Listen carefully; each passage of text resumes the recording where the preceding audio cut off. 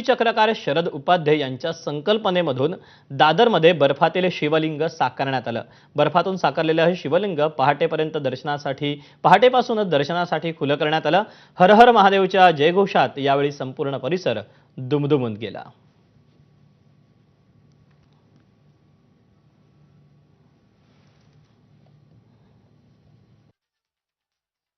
आदरणीय शरद उपाध्ये सरांच्या मार्गदर्शनाखाली गेली 35 वर्ष हा सोहळा इथे होतो आणि हिमालयामध्ये लोकांना जाणं शक्य नसते। तर हिमालयामध्ये पशुपतीनंतर ते शांत स्वरूप आहे ते दाखवायचा प्रयत्न गेली 30 वर्ष सरांच्या माध्यमातून आणि आमच्या सहकाऱ्यांच्या माध्यमातून करतो। आणि हे 450 किलो बर्फाचं हे शिवलिंग आहे।